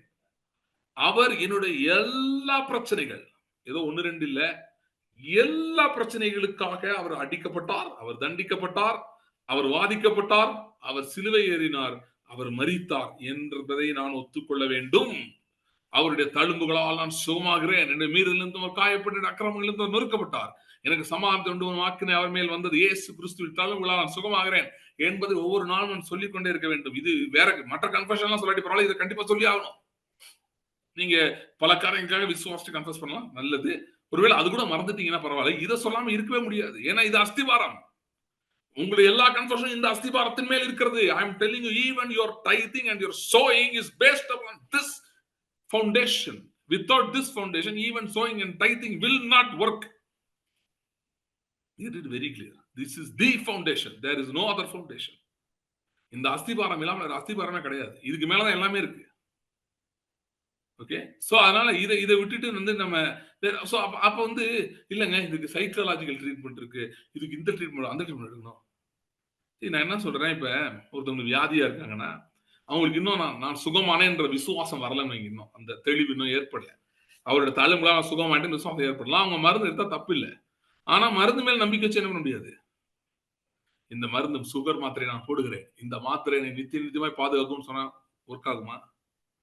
ஆகாதுல்ல. சோ அதே மாதிரி இன்னைக்கு ஒருவேளை அவங்களுக்கு வேற வழி இல்ல, ஒரு எமர்ஜென்சிக்கு ஏதோ சைக்காட்ரிக் ஹெல்ப் தேவைப்படுது, ஏதோ ஹெல்ப் தேவைப்படுது, சைக்காலஜிக்கல் ஏதோ சம்திங் தேவைப்படுதுன்னு போனா தப்புன்னே நான் சொல்ல வரல. ஆனா அதற்கெல்லாம் ஆழமாக இயேசுவின் சிலுவை இருக்கிறது என்பதை முதலாவது புரிந்து கொள்ள வேண்டும். இன்னைக்கு ஒருவேளை எமர்ஜென்சிக்கு போலாம், இதையே வச்சுட்டு அலைய முடியாது. ஏன் வந்து நம்ம தெய்வீக சுகத்தை ஏன் அதிகமா அடித்து நம்ப வேண்டும், அதுல உறுதியா இருக்க வேண்டும், இயேசு சிலுவையில முடித்தார்னு சொல்ல வேண்டும்னா, ஒருவேளை இன்னைக்கு உங்களுக்கு இருக்கிற வியாதிக்கு மருந்து இருக்கலாம், நாளைக்கு மருந்து இல்லைன்னு சொல்லிட்டானா என்ன பண்ணுவீங்க? அதனால as if see இந்த இயேசுவின் ரத்தத்துக்கு மேல இருக்கிற அந்த ஃபவுண்டேஷன், சிலுவையின் மேல ஃபவுண்டேஷன் இருக்கு, அது எவ்வளவு ஸ்ட்ராங்கா இருக்கும்னா as if you are facing a live battle every day. எப்படி நீங்க பேசுவீங்க? அப்படிதான் டெய்லி நீங்க இருக்கணும். You cannot afford to just அசால்ட்டா நடந்து போயிட்டு இருக்க முடியாது. ஆனா நீங்க யோசித்து பாருங்க. இப்ப இயேசுவின் இரத்தத்தை நீங்கள் பிடித்துக் கொண்டீர்கள் என்று சொன்னார். அது உங்கள் இருதயத்தின் ஆழத்திலே இறங்கி உட்கார்ந்து விட்டது என்று சொன்னார். இயேசு நான் பவுல் சொன்ன மாரி எனக்கு வந்து உலகம் சிலுவையில் அறையப்பட்டிருக்கிறது. நானும் உலகத்தில் சிலுவையில் அறையப்பட்டிருக்கிறேன். சிலுவையில் அறையப்பட்ட அவரே அன்றி வேற ஒன்றை நான் மேன்மை பாராட்டவே மாட்டேன். வேற எதையுமே நான் நினைக்கவே மாட்டேன், தியானிக்கவே மாட்டேன். அவர்தான் என் நம்பிக்கை, அவரே என் நம்பிக்கை, அவரை மட்டுமே பிடிச்சிட்டு இருக்கேன் நீங்க சொல்லி, அதுல உங்க இருதயம் உண்மை உறுதியாய் பற்றிக் கொண்ட மனதுடன் உண்மையே நம்பி இருக்கிறபடியான்ற மாதிரி இயேசுவின் சிலுவை ரத்தம் அவருடைய பாடுகளை நம்பி நம்பி நம்பி நம்பி நம்பி நீங்க ஆழமா இல்ல வேறொன்று ஆரம்பித்து விட்டீர்கள் என்று சொன்னால் எபிரேயர் 12:22-24 சொல்லப்பட்ட மற்ற காரியங்கள் தானாக உங்களுக்கு ஒர்க்காக ஆரம்பிக்கும். உங்கள் அனுமதி இல்லாமல் தேவதூதர்கள் உங்களால் கிரியை செய்ய ஆரம்பிப்பார்கள். நீங்கள் போய் ஐயோ தூதனே எங்க இருக்க வா எப்பா அப்பா வாப்பா வாப்பான்னு கேட்டுட்டு இருக்கணும் அவசியம் இல்லை. தூதன் அவனே வேலை செய்வான். உங்களுக்கே தெரியாது. தூதன் தான் செஞ்சாருன்னா தெரியாது. தெரிஞ்சுதான் செய்யணுமா தேவையில்லைல. முடிஞ்ச பிறகு தெரிஞ்சா ஓகே தானே. ரொம்ப நாள் நானும் நிறைய இது பண்ணியிருக்கேன். ஐயோ தேவதூதர்கள் ஊழியன்றாங்களே எவ்வளவு அருமையா இருக்கு, எவ்வளவு அருமையா இருக்கு. விசுவாசம் சொல்லுவோம். ஆமாமா அருமையா இருக்கு. ஆனா உனக்கு கிடைக்காது. உனக்கு நடந்திருக்கா? இல்ல நடக்காது. அப்படி சொல்லுவான். அப்படி சொல்லுவான். உறுதியா எவிடன்ஸ் எல்லாம் காட்டுவான். நடக்காது நடக்காது. அது எப்படி நடக்கும்? நீ யாரோட மோதிட்டு இருக்கு தெரியுமா? எவ்வளவு பெரிய ராட்சசன் தெரியுமா? ஆமா பைபிள்ல நடந்திருக்கு. எலிசாக்கு ஹெல்ப் பண்ணாங்க, எலியாக்கு ஹெல்ப் பண்ணாங்க, இயேசுக்கு ஹெல்ப் பண்ணாங்க, பேதுரு ஜெயில இருந்து கூட்டு வந்தாங்க. உனக்கு நடக்குமா? ஒரு முக்கியமான பகுதியை வாசிக்கலாம். தானியேல் தீர்க்கதரிசன புஸ்தகம் தானியேல் 9, 21, 22, 23. அப்படியே நான் ஜெபம் பண்ணி கொண்டிருக்கும் போதே முதல் தரிசனத்திலே நான் கண்ட புருஷனாகிய காபிரியேல் வேகமாய் பறந்து வந்து அந்திப்பலியின் நேரமாகிய வேளையிலே என்னை தொட்டான். அவன் எனக்கு தெளிவுண்டாக்கி என்னோட பேசி, தானியேலே உனக்கு அறிவை உணர்த்தும்படி இப்போது புறப்பட்டு வந்தேன். நீ மிகவும் பிரியமானவன். ஆதலால் நீ வேண்டிக் கொள்ள தொடங்கின போதே கட்டளை வெளிப்பட்டது. நான் அதை அறிவிக்க வந்தேன். இப்போதும் சொல்லுகிற வார்த்தையை நீ கவனித்து கேட்டு தரிசனத்தை அறிந்து கொள். போதும். 10 அதிகாரம் 12, 13. அப்போது அவன் என்னை நோக்கி, தானியேலே பயப்படாதே. நீ அறிவை அடைகிறதற்கும் உன்னை உன்னுடைய தேவனுக்கு முன்பாக சிறுமைப்படுத்துகிறதற்கும் உன் மனதை செலுத்தின முதல் நாள் துவக்கி உன் வார்த்தைகள் கேட்கப்பட்டது. உன் வார்த்தைகள் நிமித்தம் நான் வந்தேன். பெர்சியா ராஜ்யத்தின் அதிபதி 21 நாள் மட்டும் என்னோடு எதிர்த்து நின்றான். ஆனாலும் பிரதான அதிபதிகளில் ஒருவனாகிய மிகாவேல் எனக்கு உதவியாக வந்தான். ஆதலால் நான் அங்கே பெர்சியாவின் ராஜாக்களிடத்தில் தரித்திருந்தேன். இங்க ஒரு முக்கியமான ஒரு சம்பவத்தை, ஒரு காரியத்தை நாம் அறிந்து கொள்ள முடியும். என்ன நடக்குதுன்னா, தானியேல் ஜெபிக்க ஆரம்பிக்கிறான் இஸ்ரவேல் தேசத்துக்காக. ஏன்னா அவங்களுக்கு இந்த 70 வருஷம் எரேமியா சொல்லியிருந்தார். இது வந்து 70 வருஷம் தேசம் பால் கடிஞ்சு கிடக்கும், ஒரு மாதிரியா இருக்கும். அப்புறம் 70 வருஷத்துக்கு அப்புறம் ஆண்டவர் வந்து திரும்ப விடுவிப்பார் என்பதை சொல்லியிருந்தார். அது 70 வருஷம் முடிஞ்சிருச்சுன்னு அதை குறித்து பார்த்துட்டு 70 வருஷம் முடிஞ்சுன்னா ஜெபிக்க ஆரம்பிக்கிறான். 21 நாள் தானியேல் ஜெபிக்கிறான். ஜெபிச்சு அவன் அறிக்கை செய்து உபவாசம் பண்ணி ஜெபிச்சுட்டு இருக்கான். என்னன்னா 21 நாள் ஆயிடுச்சு, ஒன்றும் நடக்கல. Nothing is happening. 21 days ஆயிடுச்சு. 21வது நாள்ல தான் இந்த தூதன் புறப்பட்டு வருகிறான். வந்துட்டு அவன் சொல்றான் வார்த்தைகளை பாருங்க. நீ மிகவும் பிரியமானவன். நீ வேண்டிக்குள்ள தொடங்கின போதே கட்டளை என்ன பண்ணது? வெளிப்பட்டது. இந்த கேப்ரியல் தான் இது. கேப்ரியல் தூதனை பத்தி ஒரு காரியம் நீங்க வேதத்துல பார்த்தா ஒரு காரியம் காமனா பார்க்க முடியும். என்னன்னா he brings messages மெயினா. ரெண்டாவது he brings good messages, நல்ல செய்திகள் கொண்டு வருகிறவன். ஏன்னா சகரியாவுக்கு வந்து குழந்தை பிறகுன்னா மரியாதை பார்த்து இயேசுவின் வயிற்றுல தோன்ற போகிறான்னு சொன்னாங்க. இங்கேயும் தானியேலை பார்த்து நற்செய்திகளை சொல்லுகிறவன். ஏதோ ஆண்டவர் உன்னை கொல்ல போறா அடிக்க போறாரு சொல்றவன் கிடையாது. மைக்கு காபிரியேல் கர்த்தருடைய நல்ல செய்திகளை ஜனங்களுக்கு கொண்டு வருகிறவன். சரியா? அது மட்டும் இல்ல, இன்னொன்னு இன்ட்ரெஸ்டிங்கா பாத்தீங்கன்னா, the Gabriel brings you the heavenly favor messages. மிகவும் பிரியமானவன்.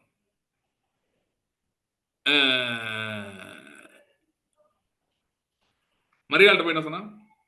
கிரேட்லி பிளஸ்ட், கிருபை பெற்றவளே வாழ்க. சரியா?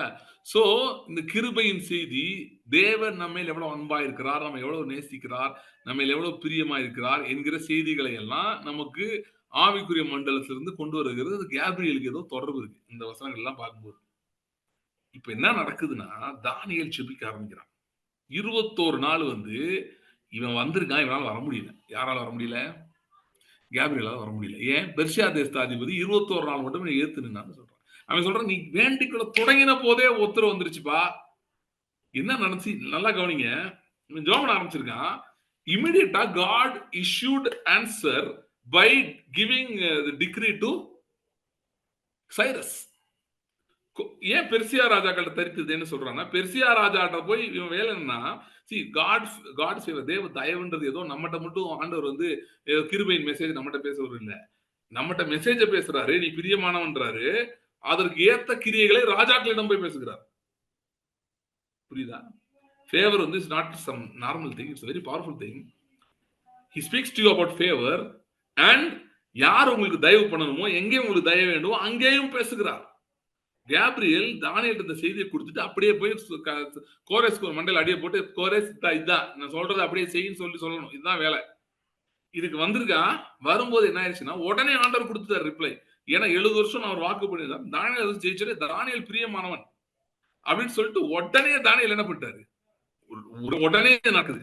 ஓகே, இந்த சைடு இங்க மெசேஜ் வருது, அந்த சைடு அது வருது. ரெண்டும் வந்து ஒரே நேரத்துல ஆண்டவர் அனுப்புகிறார். ஆனால் அப்படி அனுப்பப்பட்ட வந்து உடனே சொல்றாரு. உடனே போட்டிருக்கு. உடனே அனுப்பப்பட்டதை யார் அனுப்புகிறார்? பெர்சியா அதிபதி. அடுத்து நிறுத்தி அது வந்து ஒரு பிசாசு. அந்த மண்டலத்து பிசாசு அது என்ன பண்ணுது? உள்ள வரவிடாம தடுக்குது. கடலை எப்போ உள்ள வர்றான்? அவன் சொல்றான், அவன் வார்த்தையின்படி பார்த்தா பிரதான தூதனாகிய மிகாவேல் எனக்கு ஆதரவா வந்தான். இந்த ஃபேவரை வந்து டிக்ளேர் பண்றது, மெசேஜ் கொண்டு வர்றது யாருடைய வேலை? கேப்ரியல் பண்றான். அதை எக்ஸிக்யூட் பண்றது இல்லைன்னா அதுக்கு அத்தாரிட்டி யூஸ் பண்றது மைக்கேல் வந்து. ஓகேயா? சோ வெறும் கேப்ரியல் வந்து அப்படி போதாது, மைக்கேல் என்ன பண்ணும்? வரணும். அப்பதான் செய்தி உங்களுக்கு வரும். இன்னைக்கு வந்து பெர்சியா தேசத்து மாதிரி இங்க நீங்க இந்தியாவோ, மலேசியாவோ, அமெரிக்காவோ, ஸ்ரீலங்காவோ எங்கேயோ வந்து பார்க்கலாம். ஓகே, யூரோப்போ எங்க வந்து பார்க்கலாம். நிறைய இடத்துல இருந்து பாக்குறாங்க நிறைய பேர். அதனால சொல்றேன், உலகத்தின் எந்த பகுதியில இருந்து பார்த்துட்டு இருக்கலாம். நல்லா கவனிங்க. ஃபேவரோட மெசேஜ் உங்களுக்கு நீங்க ஜெபிக்க ஆரம்பிச்சோனே வந்துருது. ஆண்டவர் உங்களுக்கு ஃபேவரா தான் இருக்காரு எப்பயுமே. நம்ம அவருடைய பிள்ளைகள், அதனால உடனே பதில் வந்து விடுகிறது. ஆனா இன்னைக்கு இந்த அதிபதி எவனோ போறானோ எனக்கு தெரியாது. ஆனா வேற ஒரு அதிபதி இருக்கிறான். அவன் எப்பொழுதுமே எதிர்த்து நிக்கிறவன். அவன் வேற யாரும் இல்ல. உங்களை விழுந்து போன மனசாட்சி அது எதிர்த்து பேசும். ஏன்னா உங்ககிட்ட பேசும். வேற எங்கேயும் பேசினா பரவாயில்ல. உங்ககிட்ட வந்து மெசேஜை நெகேட் பண்ணி விடுவோம். இதெல்லாம் உனக்கு நடக்காது. நீ உனக்கு ஒன்னும் அவ்வளவு not work out everything. You are not like this person or that person. You are not. You don't have this. You don't have that. This is missing. That is missing. Whatever. ஏதோ ஒன்று சொல்லி உங்களுக்குள்ள வந்து அந்த message negate பண்றதுக்கு இதை தவிர வேற அதிபதிகளும் இருக்கலாம். எனக்கு தெரியாது. இந்த அதிபதி உறுதியா இருக்குன்னு நான் சொல்றேன். இந்த அதிபதி உங்க மனசாட்சி இருக்கிற அதிபதி, விழுந்து போன மனசாட்சி பிசாசோடு கை கோர்த்து கொண்டு நீங்க வந்து ஆசீர்வாத தருகிறவர்கள் இல்ல, உங்களுக்கு வராது, உங்களுக்கு கிடைக்காது, அப்படிப்பட்ட எண்ணங்களும் மனதிலே போடுகிறது. வெறும் எண்ணங்களால ரொம்ப ஸ்ட்ராங் ஹோல்ட்ஸா இருக்கு. அரண்கள்னா அதுதான் பயங்கரமான நிஜங்கள் நீங்க நம்பிட்டு இருப்பீங்க. நிறைய பேருக்கு அது போட்டிருக்கனால அவங்க யார்கிட்டயே போறாங்க ஜெபம் பண்றதுக்கு. ஏன்னா அவங்களுக்கு உறுதியா நம்பிக்கை இருக்கு நம்ம ஜெபம் நடக்காதுன்னு. உறுதியா நம்புறாங்க. நான் ஜெபம் நடக்காதுங்க, அதான் ஐயா ஜெபம் உண்டுன்னு போயிட்டு இருக்கேன். யாராவது ஜெபம் பண்ணணும், யார்கிட்டயாவது இது பண்ணணும், யார்கிட்டயாவது சொல்லணும், அப்பதான் அது ஆகும். அப்படின்னா ஏன் இருக்குன்னா ஸ்ட்ராங் ஹோல்ட்ஸ், அரண்கள். தானியேலுக்கு 21 நாள் என்ன நடந்துச்சுன்னு தெரியல. அவன் மைண்ட்ல எல்லாம் போயிட்டு தெரியல. அவன் பண்ற ஜபத்தை பார்த்தா அவன் அறிக்கையிடுறான், பாவத்தை மன்னிக்கின்றான். மேபி அவனுக்குள்ளே ரொம்ப அது இருந்திருக்கும். ஆண்டவர் உதவி செய்வாரா இல்லன்னு தெரியலையே. நம்ம பண்ண பாவம் கொஞ்சம் மிச்சமா பயங்கரமான பண்ணிருக்கோம். தன்னை சொல்ல தன்னுடைய ஜனங்களை சொல்றான். அவனையும் சேர்த்து ஜெபம் பண்றான். நானும் ஆண்டவரே என் மக்களும்ன்றான். நாங்க அப்படி செஞ்சோம் இப்படி செஞ்சோமே, இப்ப ஆண்டவர் பதில் கொடுப்பாரா? அப்படி 70 வருஷம் முடிஞ்சிருச்சு, இருந்தாலும் டவுட். ஏன்னா 21 நாள் ஆயிடுச்சே, ஜெபம் பண்ணிட்டே இருக்கவே ஒண்ணும் நடக்கலையே. அதை நம்ம ஒரு ஜெபமா பார்க்கணும். தானியேல் ஜெபம் பண்ணது. தானியேல் 21 நாள் ஜெபித்து கொண்டு இருந்திருக்கான். அது போட்டிருக்கு. 21 நாள் முடிவுதான் தூதன் வந்தான். சோ ஏன் தூதன் வந்தான்? தூதன் ஏன் வந்தான்னா ஏன் லேட் ஆச்சுன்னா மைக்கேல் வர லேட் ஆச்சு. அசுத்தாவிகள் ஏத்து நிக்குது. 2 வசனங்கள் அதில் வாசிக்கலாம். வெளிப்படுத்த 12ஆம் அதிகாரம். அதிலே 7வது வசனம் வாசிங்க. வானத்திலே யுத்தம் உண்டாயிற்று. மிகாவேலும் அவனை சேர்ந்த தூதர்களும் வலுசற்பத்தோட யுத்தம் பண்ணினார்கள். வலுசற்பமும் அதை சேர்ந்த தூதரும் யுத்தம் பண்ணியும் ஜெயம் கொள்ளவில்லை. அடுத்து 11வது வசனம். மரணம் நேரிடுகிறதா இருந்தாலும் ம். அதற்கு தப்பும்படி தங்கள் ஜீவனையும் பாராமல் ம். ஆட்டுக்குட்டியின் இரத்தத்தினாலும் தங்கள் ம். சாட்சியின் வசனத்தினாலும் அவனை ஜெயித்தார்கள். ஓகே. 12ஆம் அதிகாரம் இப்ப எனக்கு ஃபுல்லா படிக்க டைம்ல நீங்க தயவுசெய்து ஆனா நீங்க படிங்க 12ஆம் அதிகாரத்த. இந்த 12ஆம் அதிகாரம்லாம் நான் சொல்றேன், நீங்க எத்தன வட்ட படிச்சாலும் உங்களுக்கு வந்து படிக்க, படிக்க உங்களுக்கு ஜெயம் உண்டாக ஆரம்பிக்கும். ஏன்னா, அது பயங்கர பவர்ஃபுல் பேசேஜ் என்ன பொறுத்தவரைல. Revelation 12 is one of the most powerful passages in the Bible. So எந்த கஷ்டமா இருக்கா, ரொம்ப பிரச்சனையா இருக்கா கூட தைரியமா படிக்காதீங்க இத எடுத்து. ஆண்டவரே எனக்கு உதவி செய்யுங்கன்னு சொல்லிட்டு படிச்சீங்கன்னா, பெரிய மாற்றங்கள் உண்டாகும். இங்க இங்க என்ன நடக்குதுன்னு பார்த்தீங்கன்னா, இங்க நடக்கிற காரியங்களே நான் சுருக்கமாக என்னன்னு சொல்லிடுறேன். இங்கே தானியேல் மூலமாக தீர்க்கதரிசனம் தானியேல் 7ஆம் அதிகாரத்துல சொல்லப்பட்டிருந்தது. அது இந்த மிருகம் வந்து கொஞ்ச நாள் வந்து பரிசுத்தவான்களோடு மேற்கொள்ளும், யுத்தம் கொள்ளும், யுத்தம் பண்ணி மேற்கொள்ளும். ஆனால் ஒரு குறிப்பிட்ட காலத்திலே இவர்கள் மேற்கொள்வார்கள் என்று சொல்லப்பட்டிருந்தது. சோ அது அதனுடைய நிறைவேறுதல் இந்த அதிகாரத்துல பார்க்க முடியுது. என்னன்னா சில பரிசுத்தவான்கள் அவர்கள் ஆளுகைக்காக ஜெபிக்கிறார்கள். மேபி ஆதி திருச்சபையில இருந்தவங்கலாம் குறிக்குதுன்னு நினைக்கிறேன் இந்த பேசேஜ்ல. ஆனா அது எல்லாருக்கும் பொருந்தும். நாமும் பல காரியங்களுக்காக ஜெபிக்கிறோம். அப்படி ஜெபிக்கும் போது என்ன நடக்குதுன்னா, அதிகாரத்துக்காகவும், ஆளுகைக்காகவும் ஜெபிக்கிறார்கள். சில பிரச்சனைகள் நிமித்தமாக. அப்படி ஜெபிக்கும் போது வ அ ஆண்டவர் வருவாருன்னு பார்த்தா சர்ப்பம் வந்து நிக்குது.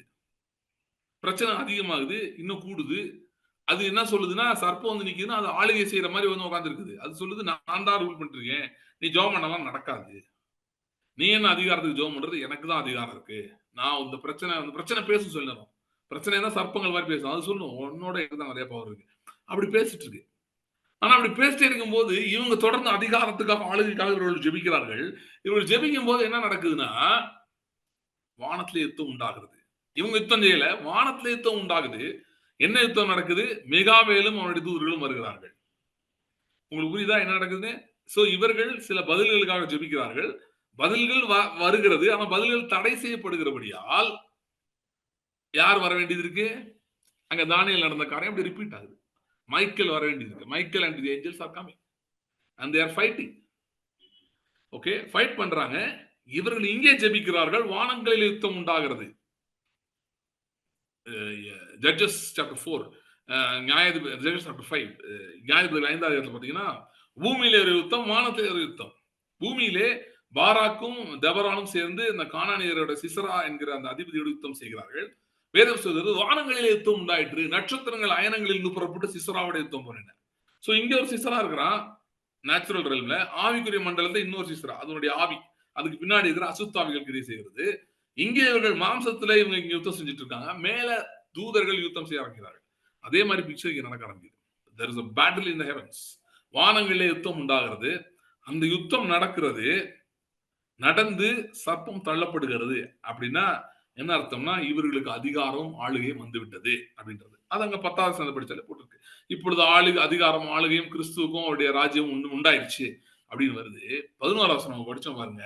எப்படி இது நடந்துச்சா ஆட்டுக்குட்டியின் ரத்தத்தினாலும் சாட்சியின் வசனத்தினாலும் அவனை ஜெயித்தார்கள். சோ இப்ப நான் என்ன சொல்ல வரேன்னா, இப்ப மைக்கேல் எப்படி கூட்டிட்டு வருது? நீங்க உட்காந்து மைக்கேல் வா கூப்பிட்டு வந்துடுறோம். மைக்கேல் ஏய் ஜெபத்துக்கு பதிலே வரலப்பா. எங்க பாருங்க மைக்கேல் ப்ளீஸ் வாப்பா அப்படின்னு மைக்கேல் வந்துருவானா. நீங்க அப்படி மைக்கேல்கிட்ட பேச முடியாது. ஆனால் ஆட்டுக்குட்டியின் ரத்தம். திரும்ப சொல்றேன். ஆட்டுக்குட்டியின் ரத்தம். ஆட்டுக்குட்டியின் ரத்தம். That's the language. You use the blood. You use the blood. And they did that. They prayed for dominion and authority. How did they pray? They used the blood and they prayed. இயேசுவின் ரத்தத்தை பயன்படுத்தி அவர்கள் ஜெபித்தார்கள். இயேசுவின் சிலுவையை பயன்படுத்தி ஜெபித்தார்கள். இயேசுவின் பாடுகளை பயன்படுத்தி ஜெபித்தார்கள். வான மண்டலத்திலே அசைவுகள் ஏற்படுகிறது. எங்க ரத்தம் தெளிக்கப்பட்டதோ, ரத்தத்தினால் ஜெபங்கள் ஏறெடுக்கப்பட்டதோ, Michael will come without calling. Because he is directly tuned to that. ஏன்னா this is not the blood of somebody else. It is the blood of the eternal word through which everything was made. இது ஏதோ சாதாரண ரத்தம் இல்ல. சர்வ பூமியும் எல்லாம் உருவான வார்த்தையின் ரத்தம். மைக்கேல் உருவானதே இந்த வார்த்தையின் ரத்தத்தினால. வார்த்தையினால தானே, ரத்தத்தினால வார்த்தையினால. அவர் தான் எல்லாத்தையும் உருவாக்குனார். எல்லாம் அவர் மூலம் உருவாயிடுச்சு. மைக்கேல் எப்படி அதுவா தானா உருவாயிருப்பாரா? இல்ல வார்த்தையினால உருவாயிருக்கணும் மைக்கேலும். சோ அந்த வார்த்தையின் ரத்தம் இது. அதாவது வார்த்தையே பிரதானமானதுன்னா வார்த்தையின் ரத்தம் எவ்வளவு பிரதானமா இருக்கும். See, the word is the crux of the universe. and the blood is the crux of the word. ஏன்னா சிலுவையில் அறையப்பட்டது சாதாரண அல்ல, சகலத்தை உருவாக்கின வார்த்தை. அதனாலதான் 3ஆம் மணி நேரம் முதல் 9ஆம் மணி நேரம் வரை பூமி எங்கும் அந்தகாரம் உண்டாயிற்று. ஏன்னா eternal word, whole creation got confuse, what's going on. சர்வ சிருஷ்டியும் குழம்பிச்சு கொஞ்ச நேரத்துக்கு, என்ன நடக்குதுன்னு தெரியல.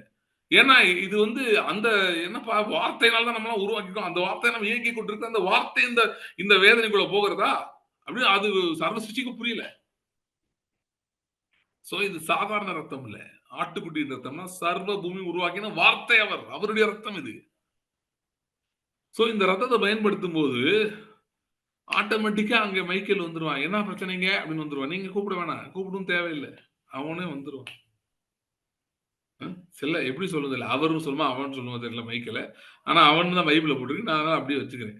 சில பேர் சொல்றாங்க இல்லைங்க நம்ம தமிழ் பைபிள்ல ஒரு மாதிரி எழுதிட்டாங்க, நம்ம மாத்தி எழுதணும்னு. தெரியாது எனக்கு, அதெல்லாம் எனக்கு அவன் இருக்கு அப்படியே இருக்கட்டும். ஆனா வாட் எவர் இட் இஸ், அவரோ எப்படி கூப்பிடுறீங்களோ, but you don't have to call him. He will come and use the blood, because the blood is the connecting factor between you and him and everything else.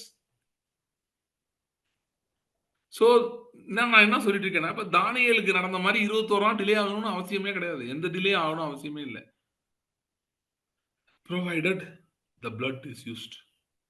ஆட்டுக்குட்டியின் ரத்தம் பயன்படுத்தப்படும் போது, நான் சொன்ன மாதிரி அந்த எபிரேயர் 12:22-24 சொல்லியிருக்கிற எல்லா காரியங்களும் ரத்தத்தை பயன்படுத்தினால், in other words, ரத்தத்தின் சத்தம் நமக்குள்ளே தொனிக்க ஆரம்பிக்கும் என்று சொன்னால், நமக்குள்ளே அதிகமாக தொனிக்க ஆரம்பித்து அதுவே நம்முடைய வாயிலிருந்து வெளியே புறப்பட ஆரம்பிக்கும் என்று சொன்னார். இருதயத்தின் நிறைவினால் வாய் பேச போட்டுக்கல, அந்த இருதயம் வார்த்தையினால் நிரம்பி, ரத்தத்தினால் நிரம்பி, ரத்தத்தின் சத்தத்தினால் நிரம்பி, அந்த ரத்தத்தின் சத்தமே நம்முடைய வாயிலிருந்து வெளியே வரும் என்று சொன்னால், இல்லைன்னா நம்மள வாயிலிருந்து புறப்படுகிற ஒவ்வொரு வார்த்தையும் அந்த ரத்தம் டைரக்ட் பண்ணி கொண்டிருக்கும் என்று சொன்னால், நம்முடைய வார்த்தை கர்த்தருடைய வார்த்தையாக மாறிவிடுகிறது. சோ தூதன் வருவான், நீங்க ஒண்ணும் பண்ணாங்க, தூதனே வந்துடும், அவனே என்ன செய்யணுமோ செஞ்சு முடிச்சிடும். 1000-10,000 தேவதூதர்கள் அவர்களே செஞ்சிருவாங்க. இன்னொன்னு சொல்ல போறேன், ஜெபத்தோடு இதை புரிந்து கொள்ளுங்கள். You might have lost people in your life.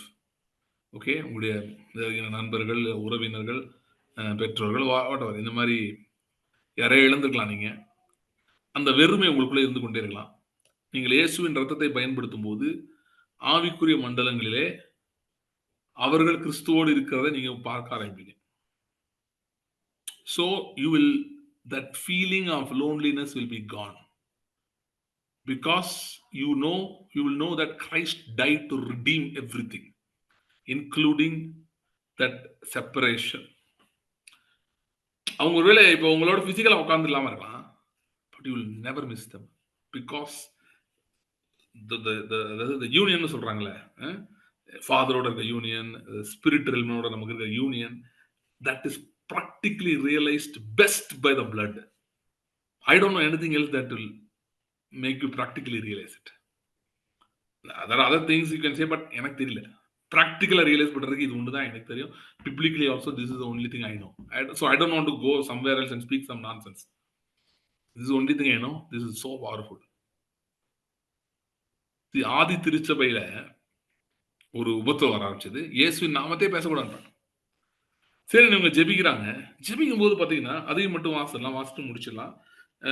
எப்பவுமே இந்த இயேசுவின் சிலுவைக்கும் பவருக்கும் ரொம்ப கனெக்ஷன் இருக்குன்றதை காட்டுறதுக்காக வேகம் வாசலாம். அப்போஸ்தலர் 4ஆம் அதிகாரம், அதுல பிரச்சனையை சொல்லிடுறேன். இவங்க அற்புதம் நடக்குது, நிறைய பேர் ரட்சிக்கப்படுறாங்க. அதை பார்த்து பிரதான ஆசிரியர் எல்லாம் பொறாமப்பட்டு கோவப்பட்டு இவங்களை கூப்பிட்டு திட்டிட்டு இனிமேல் இயேசு நாமத்தை பிரசங்கிக்க கூடாதுன்னு சொல்லி திட்டி அனுப்புறாங்க. இவங்க சொல்றாங்க, இல்லைங்க நாங்க இயேசுவை குறித்து எப்படி நம்ம பேசாம இருக்க முடியும், அது எங்களால் முடியாதுன்னு ரிப்ளை கொடுத்துட்றாங்க. கொடுத்துட்டு வந்தீங்கன்னா இவர்கள் சேர்ந்து ஜெபிக்கிறார்கள். அதுல 24ஆம் அதிகாரம், அதுல 24ஆம் வசனத்துல பாத்தீங்கன்னா 24ல அவங்க ஆரம்பிக்கிறாங்க. எப்படி ஆரம்பிக்கிறாங்கன்னா, அவர்கள் ஒருமனப்பட்டு தேவனை நோக்கி சத்தம் விட்டு, கர்த்தாவே நீர் வானத்தையும் பூமியும் சமுத்திரத்தையும் உள்ள யாவற்றையும் உண்டாக்கின தேவனாயிருக்கிறீர் சொல்லிட்டு, புறஜாதிகள் கொந்தளித்து ஜனங்கள் விருதா காரியத்தை சிந்திப்பானேன் என்றும், கர்த்தருக்கு விரோதமாய் அதாவது சங்கீதம் 2 சொல்றாங்க, எப்படி ராஜாக்கள் எழுப்பி நின்று பண்ணாங்க அப்படின்னு சங்கீதம் 2 கோட் பண்ணிட்டு அதை எதுக்கு ஈக்குவேட் பண்றாங்கன்னா, இப்படிதான் பிலாத்தும் ஏறாவதும் சேர்ந்து அபிஷேகம் பரிசுத்த பிள்ளையாக இயேசுக்கு மெய்யாகவே கூட்டம் கூடினார்கள். சரியா? அப்படின்னா எதை பத்தி பேசுறாங்க? எங்க கூட்டம் கூட்டினாங்க? ஏரோது பிலாத்தும் ஒரே இடத்துல கூட்டம் கூட்டினாங்க. சிலுவையில தான் கூட்டம் கூட்டினாங்க. So they're immediately bringing the cross in their prayer. எல்லாத்தையும் நீ தான் உருவாக்கினு சொல்லிட்டு இமிடியேட்டா கிராஸ்க்கு போயிட்டாங்க. சிலுவைக்கு போயிட்டாங்க. சிலுவை பத்தி ஜெபிக்கிறாங்க. சிலுவை பத்தி ஜெபிச்சுட்டு அடுத்து தங்களுடைய அவங்க ரிக்வெஸ்ட் கொண்டு வந்து வைக்கிறாங்க. ஆண்டவரே இந்த மாதிரி பண்றாங்க. அதனால நீங்க அற்புதம் செய்யுங்க. அப்படின்னு இமிடியேட்டா போட்டிருக்கு. அப்புறம் கூடி இருந்த இடம் அசைந்தது. கூடி இருந்த இடம் அசைந்தது. நான் சொல்றேன், நீங்க சிறைச்சாலை போல கட்டப்பட்ட நிலையில் இருக்கலாம். இயேசுவின் ரத்தத்தை சிலுவையும் விட்டுறாதீங்க. என்ன நடந்தாலும் பரவாயில்ல. பிசாசு சொல்லலாம் அவங்கள்ட்ட வந்து, நீ இப்படியே ஜெபம் பண்ணி நாசமா போறேன்னு சொல்லலாம். ஏன்னா ஒண்ணுமே நடக்கல. என்னத்த ஜெபம் பண்ணிட்டு இருக்க? சில பேர் என்ன சொல்லியிருக்காங்க, பிரதர் நான் பிளட் எல்லாம் மெயின்டைன் பண்ண ஒண்ணுமே நடக்கல. அப்படி பிசாசு சொல்லும். அவங்க சொல்ல பிசாசு அவங்களுக்கு அப்படி நம்ப வச்சிருச்சு அவங்கள. ஜெபம் பண்ணி ஒண்ணும் நடக்கலன்னு. அப்படி சொல்லும். அப்படி சொன்னா நீங்க பிசாசு சொல்லிருங்க. நேபுகாத்நேச்சார் அவங்க சொன்ன மாதிரி, அப்பா என்னைய வந்து எங்க ஆண்டவர் தப்புவிக்க வல்லவரு. தப்புவிக்கலாம் பரவாயில்ல, நான் வேற எதுவும் பண்ண முடியாதுன்னு சொல்லிடுங்க. இதை தவிர நான் எங்கேயும் போக மாட்டேன். I will not, because the most safe place on earth, the most secure place on earth, the most powerful place on earth is the cross of Jesus. There is no other place. No other place. எந்த மனுஷனும் எந்த காரியமும் அப்படி உதவி செய்ய முடியாது. எதுலாம் உங்களுக்கு வழியே இல்லையோ, மார்க்கமே இல்லையோ, அடைப்பட்டு இருக்கிறதோ, கஷ்டமா இருக்கோ, சிலுவை கிட்ட சேரை போட்டு உட்காந்துருங்க. அங்கிருந்து எந்திரிக்காதீங்க. டெய்லி சிலுவை வச்சு ஜெபிங்க. டெய்லி அதையே பேசுங்க. டெய்லி அதையே யோசிங்க. அதையே தியானிங்க. விடுதலை வந்துரும். ஏன்னா ஆவிக்குரிய மண்டலங்கள், the invisible forces, they are afraid, they tremble at the blood of Jesus. என்ன entire thing is அதாவது நான் சொன்னேன்ல, ஏன் நம்முடைய வாழ்க்கைக்கு வந்து இயேசுவின் ரத்தம் தான் அஸ்திபாரமா இருக்கணும் அப்படின்னா, சர்வ பூமிக்கும் அஸ்திபாரமா இருக்கிறது வார்த்தை. அந்த வார்த்தையின் ரத்தத்தை பற்றி நான் பேசிக் கொண்டிருக்கிறோம். What better foundation we can have.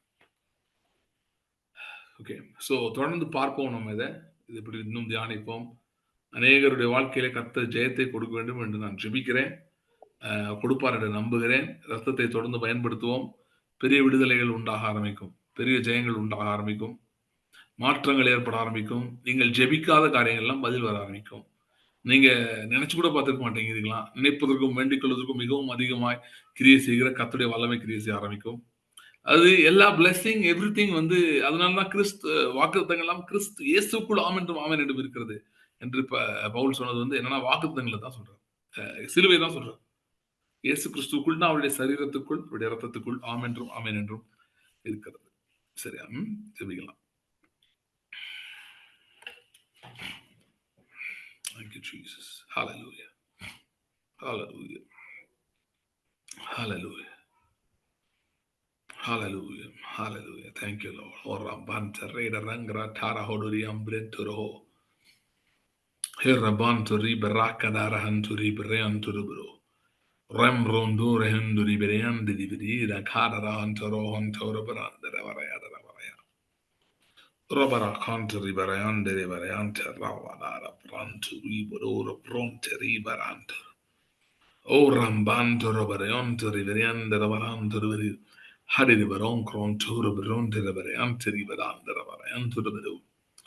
Hallelujah. Hallelujah. Hallelujah.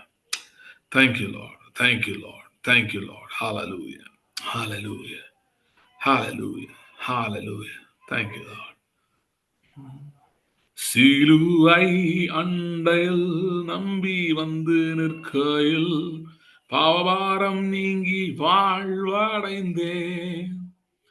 எந்த நேரம் எனதுள்ளத்திலும் பேரானந்தம் பொங்கி பாடுவேன்.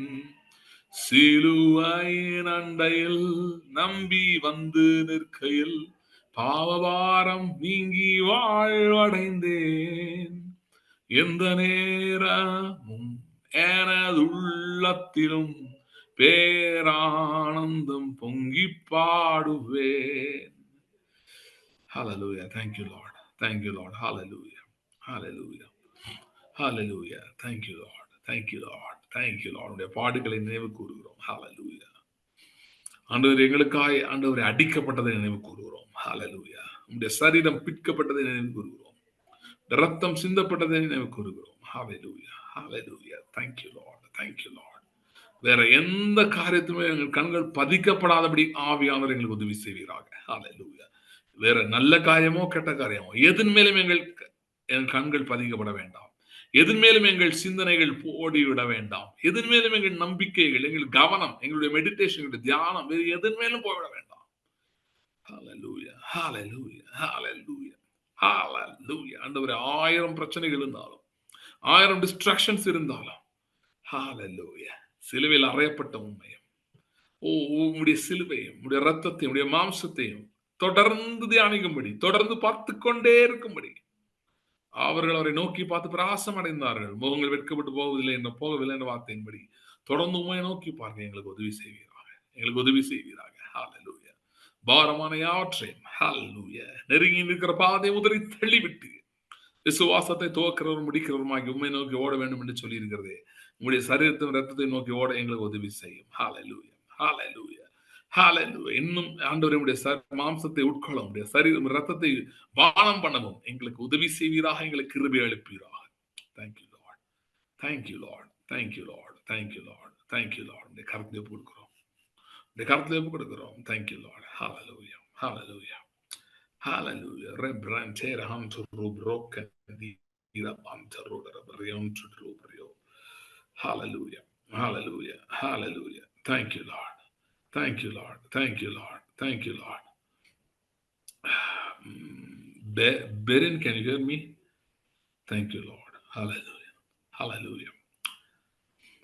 Hallelujah.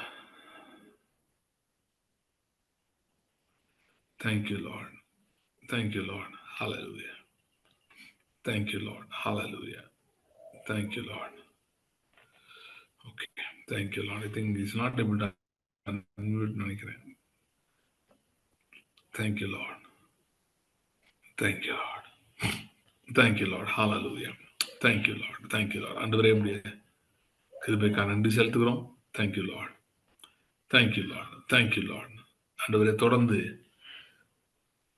உம்முடைய ரத்தத்தின் வல்லமை, உடைய சரீரத்தின் வல்லமை ஒவ்வொருடைய வாழ்க்கையிலும் கிரியை செய்ய முடியாது நான் சொல்லிக்கிறேன். அன்று ரெண்டு நாங்கள் தியானித்தது போல உடைய வார்த்தையும் ரத்தத்தையும் உடைய சரீரத்தையும் நாங்கள் தியானிக்கும் போது தேவ தூதர்களின் ஊழியம் எங்களுக்கு நடக்கிறதுக்காக ஸ்தோத்திரம். அற்புத அடையாளங்கள் நடக்கிறதுக்காக ஸ்தோத்திரம். என்றைக்கோ ஜெபித்த ஜெபங்களுக்கெல்லாம் பதில்கள் இந்த நாட்களில் வரப்போகிறபடியால் நன்றி செலுத்துகிறோம். என்றைக்கோ விதைத்த விதைகளுடைய அறுவடைகள் நாட்களில் வந்து சேர்க்கிறதுக்காக ஸ்தோத்திரம். Thank you Lord, thank you Lord. இருளா இருக்கிற இடங்களில் வெளிச்சம் உதிக்கட்டும். சந்தேகங்கள், குழப்பங்கள் இருக்கிற இடத்துல தெளிவு உண்டாகட்டும். அற்புத அடையாளங்கள் நடக்கட்டும். அநேக சாட்சிகள் எழுப்பும்படியா நாங்கள் ஜெபிக்கிறோம். Thank you Lord. நாங்கள் இதெல்லாம் விசுவாசிக்கிறோம். ரத்தத்தை நாங்கள் தியானிக்கும் போது, நம்முடைய பாடுகளை தியானிக்கும் போது, நம்முடைய சிலுவையை தியானிக்கும் போது எல்லாம் நடக்கும் என்று நம்புகிறோம். ஏனென்றால் உங்களுடைய வார்த்தை எல்லாவற்றையும் விட பெரியதா இருக்கிறது, எல்லாவற்றையும் விட பெரியதா இருக்கிறது. Thank you Lord. அதற்காக நன்றி செலுத்துகிறோம். கருத்தில் போடுகிறோம். ஆசீர்வாதம் வழி நடத்தும். இயேசு கிறிஸ்துவின் நாமத்தில் ஜெபிக்கிறோம் பிதாவே. ஆமென், ஆமென், ஆமென், ஆமென். God bless you. See you in the next meeting. Thank you.